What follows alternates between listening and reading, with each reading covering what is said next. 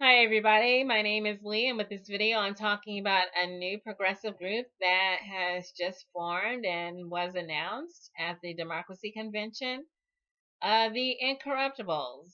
And there'll be links in the description where you can learn more about them. I learned about them myself at Truth Out. There was an article describing their strategy of running progressive Bernie type leaning candidates for office at the local and municipal level. That this group of incorruptibles is targeting city councils, commissions, boards, mayoralships, things like this, local level seats. And I see a lot of dismissal from those who don't recognize any other government than the U.S. Congress. That they'll say, well, that's just city level. Contact me when you have a congressman.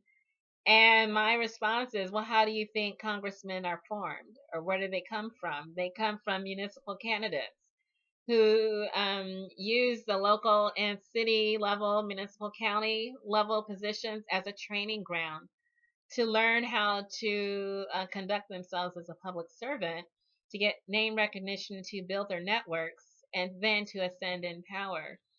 Um, Perhaps Barack Obama should be the one that calls you, since he started out as a state senator and then he moved up to U.S. senator, and then he moved up and he became president. So maybe they will call you. Bernie Sanders started out as a mayor, then he went to the U.S. Congress, and then he became a U.S. senator. And so politicians come from somewhere. They just don't appear out of nowhere, that they are trained. And that those who don't take those seats seriously, you do that at your own peril. Take it seriously that people said, well, call me when you're a U.S. congressman, and then didn't go vote in the midterms or for the down ticket positions. And the Tea Party, the libertarian born Tea Party wing of the Republican Party, took those down ballot seats. And then now we have Paul Ryan as Speaker of the House. Ignore those seats at your own peril. And so these groups are not ignoring the seats. And I say these groups, including the Incorruptibles. You can learn more about the Incorruptibles at the link. That basically they're running Bernie Sanders type people in local positions. That's what they are. And that they are very specific on the type of progressive platform that they wish to follow.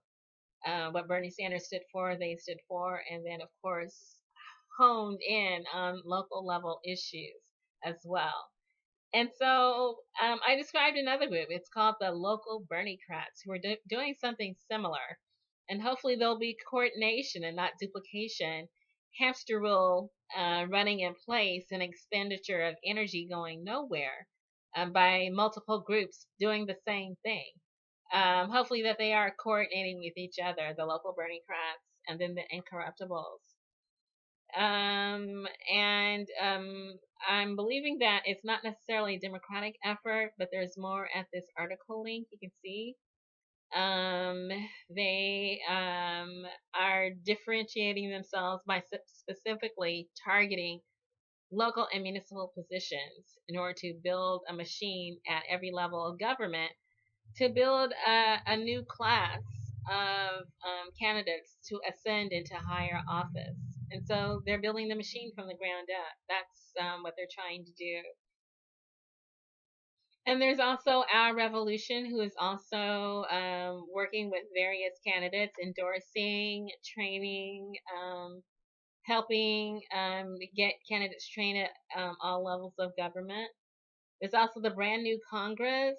They are specifically targeting the U.S. Congress from the Republican and Independent side, running progressives into those positions.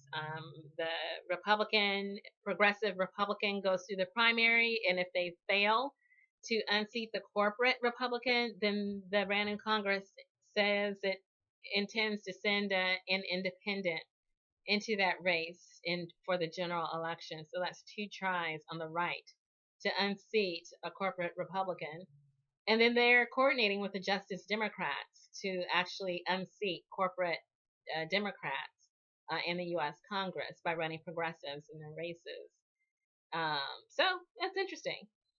We Will Replace You is yet another group who is actually duplicating the efforts of the Justice Democrats, and I think that there needs to be coordination, either maybe running in alternative races or actually coordinating efforts and combining forces to run in the same races.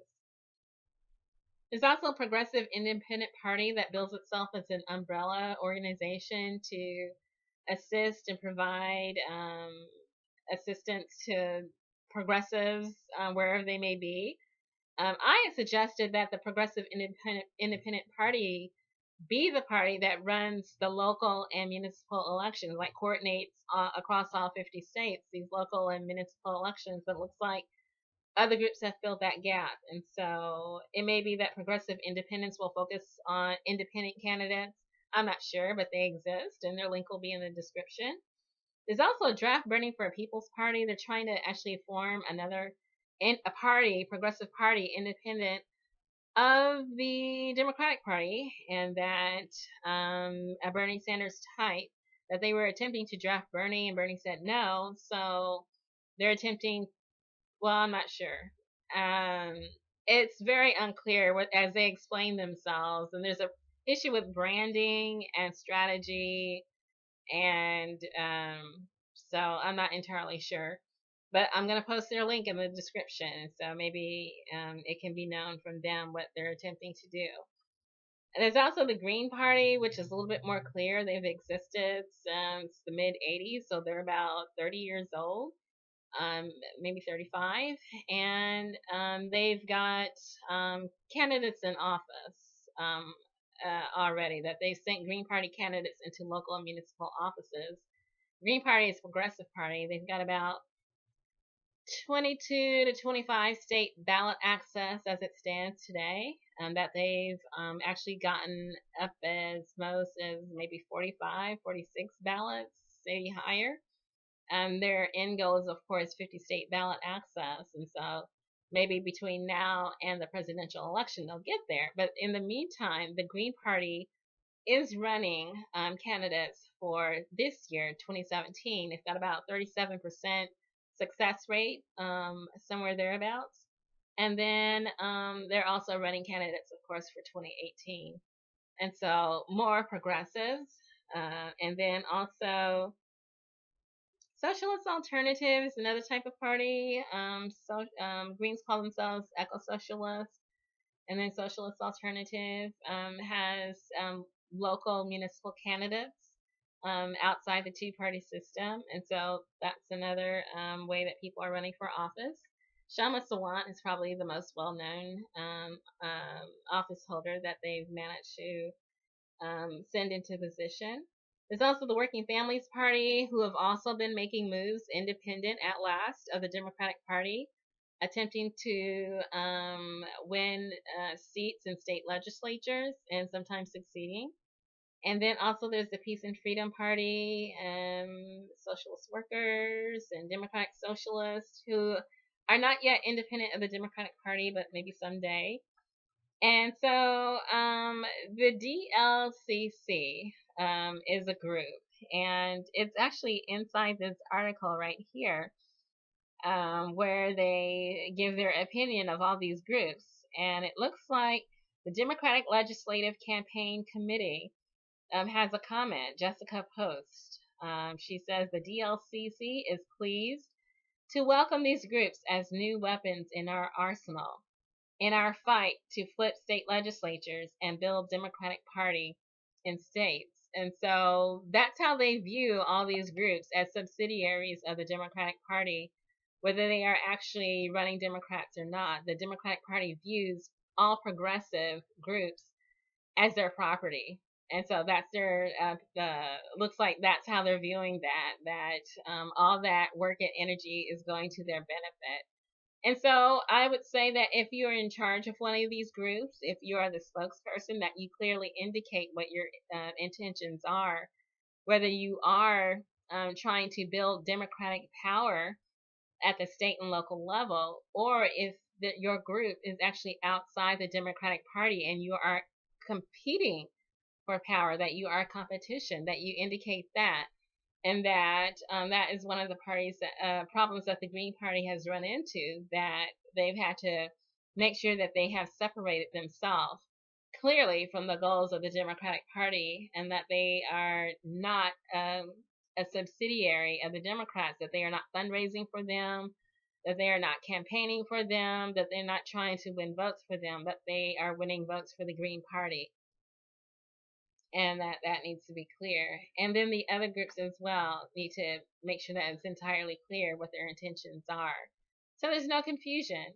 The good thing about the 2018 down ballot races is that there's room for a lot of different people, a lot of different strategies, a lot of different groups, and a lot of different parties to actually put candidates into place. That on the left-hand side, that there are many and various groups who are competing for seats, and that in some states that there's a heavy load of progressive competing for the same seats, and then in some races there's no challenge whatsoever. And so I've emphasized the need to fan out, that everyone can't target the Congress, and that basically those efforts seem to be concealing the fact that there are many seats that are not being challenged, that even if you're not in the U.S. Congress, that you might be in the state assembly or the state senate or the state house, wherever they call it, and that you serve your time there and then you move up when there's an opening, and that everyone really shouldn't be targeting the same seat, that there needs to be a full court press all across the dial in every race, that there should be no race that's left unchallenged, all the way from school board, which often goes unchallenged. And with Betsy DeVos as the head of education, there should be no no school board without a progressive in the race. If there is, that there's something very wrong. There should be a progressive in every school board race.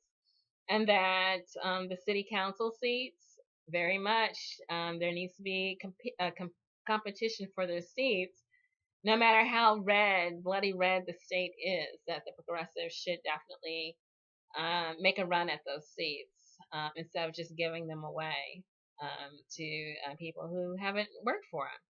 So anyway, I think in this respect, the competition is a good thing, as long as the strategy is clear, as long as the strategy is not duplicating efforts, and as long as all of these groups know and recognize and accept who they're actually targeting. Not each other. You're targeting the oligarchy, regardless of whatever party that they're in, Democrat or Republican.